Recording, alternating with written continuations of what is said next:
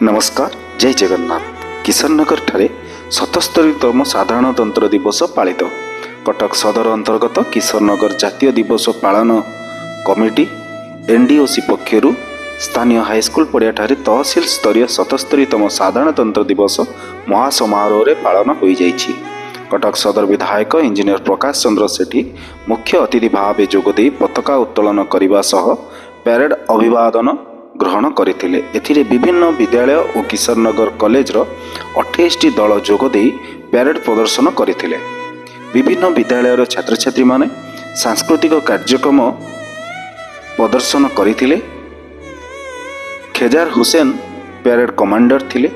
अतिरिक्त तहसीलदार ज्योतिरंजन बेहरा, सुरेंद्र महापात्र, उन्मत खां, मोहम्मद अशफाक, प्राध्यापक देवेंद्रनाथ बारिक, अध्यापक धरणीधर जेरा प्रमुख जोगदे थिले।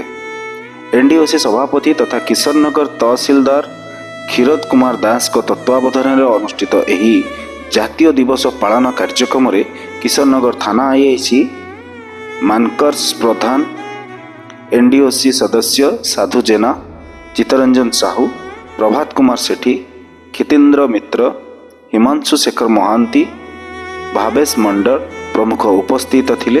आखपाख अंचल बहु संख्यार लोक मैंने यह कार्यक्रम देखा आसी। कटक सदर राजनिरंजन महापात्र रिपोर्ट खबर लाइव।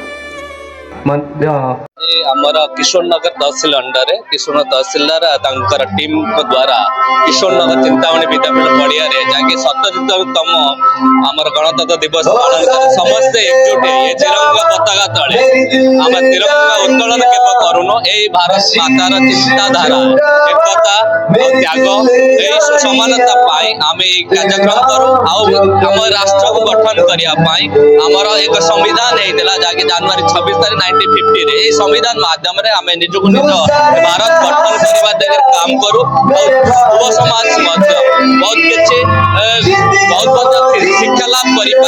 आमर वीर पुरुष मान जो बलिदान कर पीढ़ी बाय पीढ़ी बलिदान कर त्याग कर आज समृद्ध भारत आमर लक्ष्य जो अच्छी आत्मनिर्भर भारत जो लक्ष्य अच्छे निश्चय समस्त नियोजित कर आम निश्चय पाइबा।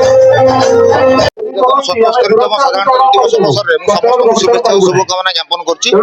हमर आज एठी जो स्कूल पिला माने पैरेड में पार्टिसिपेट करछंती 560 जन पिला हमर एठी पैरेड रे अंशग्रहण करछंती। सेति मध्ये किछि पिला हमर सांस्कृतिक कार्यक्रम योगदान करिवे। माननीय विधायक कटक सदर श्रीयुक्त इंजीनियर प्रकाश चंद्र सेठी महोदय हमर मुख्य अतिथि भाव रे एठी योगदान करथिबार मु ताको मध्ये अशेष कृतज्ञता ज्ञापन करछि। हमर समस्त विद्यालय रो शिक्षक माने अभिभावक जो माने कमिटीर मेंबरशिप अछंती गणमाध्यम बंधु समस्त को धन्यवाद ज्ञापन करछि।